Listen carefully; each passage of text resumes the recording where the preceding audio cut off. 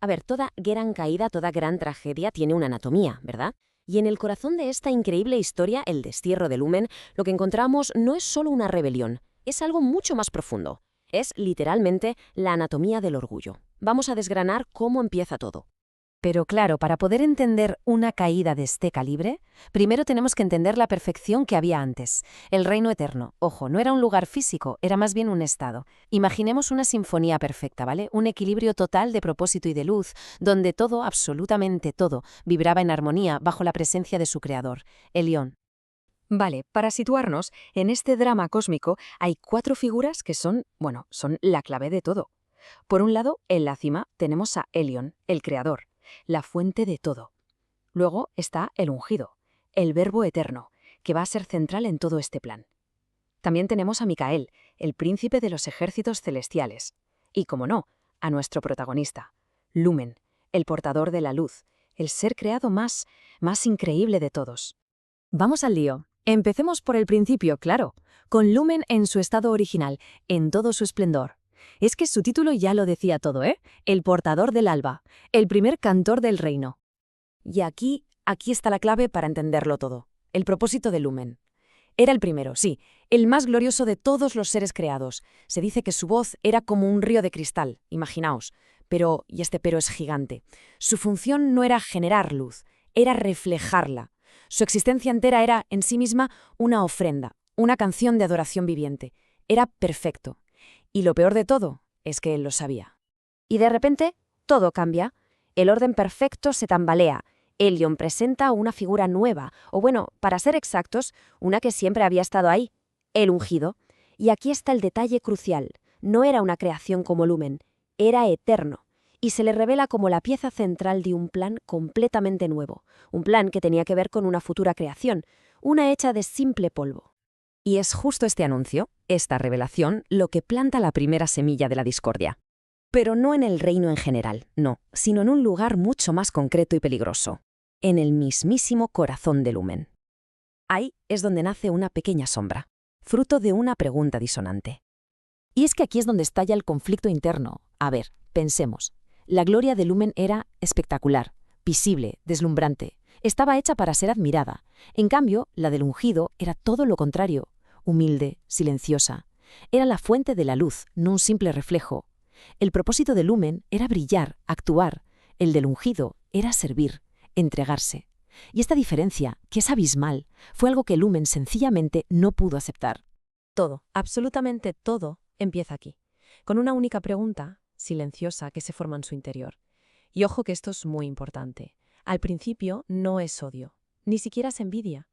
Es comparación. Es el orgullo herido que en silencio se pregunta, ¿y por qué no yo?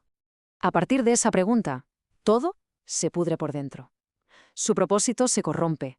Su canto, que antes era una ofrenda pura y cristalina, empieza a volverse más complejo, más adornado, más centrado en sí mismo. Ya no busca glorificar a Elión. Ahora lo que busca es superarse, demostrar que su propia gloria es mucho más valiosa que ese nuevo plan del ungido. Claro, esta disonancia interna no podía quedarse ahí para siempre, y no tarda en salir a la luz, en manifestarse. Lo que empezó como un simple susurro en su corazón se convierte en la semilla de una rebelión en toda regla. Y su estrategia es casi maquiavélica por lo lógica que parece. Primero, siembra la duda, cuestiona el plan divino, lo presenta como una humillación. Después, ofrece una alternativa, la autoglorificación como un camino más noble, superior. Sutilmente, va dándole la vuelta al canto de adoración para que, en vez de apuntar hacia arriba, apunte hacia uno mismo. Y el paso final, claro, es crear un trono rival, una gloria propia independiente de la fuente original. Y el impacto de este discurso fue absolutamente devastador. Es que su lógica, su carisma, su belleza que todavía era visible, todo era tan persuasivo que consiguió arrastrar a una tercera parte. Una tercera parte de las huestes celestiales se unieron a su causa, seducidos por ese nuevo canto disonante. Pero el momento culminante, el clímax de toda esta tensión, no fue una batalla con espadas y fuego como podríamos imaginar. No, fue algo mucho más solemne. Fue un momento de elección, una elección final definitiva, que se presenta en un lugar llamado el Templo de la Decisión. Era el momento de la verdad. Cada ser celestial tuvo que elegir entre dos visiones, entre dos canciones. Y es Micael quien pone palabras a lo que ya es inevitable. Su grito resuena y deja claro el tema central de todo esto. La armonía del reino no puede coexistir con la disonancia del yo. La adoración pura y la autoexaltación son, sencillamente, incompatibles. Y la respuesta de Helion, y esto es crucial para entender la historia, no es un acto de violencia. El primer relámpago del que se habla no es un arma, es claridad. Es un destello de verdad absoluta que lo ilumina todo. No destruye a nadie, simplemente expone la división que ya existía, la hace real, irrevocable, y separa para siempre a los dos bandos. Así que, inevitablemente, llegamos a las consecuencias, al exilio. Pero no hay que verlo como un castigo impuesto desde fuera. Es más bien el resultado lógico y directo de la propia elección de Lumen. Si eliges separarte de la única fuente de luz, pues te quedas a oscuras. Es así de simple. Y con el exilio llega un nuevo nombre.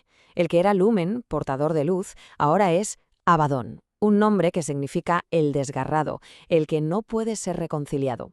Su nuevo nombre es, en realidad, la definición de su nuevo estado, alguien que ha sido arrancado para siempre de su propósito original. Pero Abaddon no se rinde al caos en el abismo, ni mucho menos. Al contrario, es un organizador nato. Establece un reino rival, una copia oscura del que ha perdido. Su objetivo no es la anarquía, es el dominio. Organiza a sus legiones, imitando pero pervirtiendo el orden celestial, y les da un nuevo propósito: profanar esa futura creación de Helion por la que todo empezó. Y esta es la gran lección, la idea central de toda esta historia. La mayor traición que se pueda imaginar no nació de un odio explosivo, sino de un deseo muy sutil, muy interno, de ponerse a uno mismo en el centro. La caída no empezó con un grito de guerra, sino con el susurro de una simple comparación. Lo que nos deja para terminar con una pregunta que da que pensar. Si la caída más grande que podemos concebir empieza con algo tan pequeño como una comparación con ese silencioso ¿y por qué no yo? Entonces, ¿qué nos dice eso sobre el origen de nuestros propios conflictos? De los grandes y también de los más pequeños.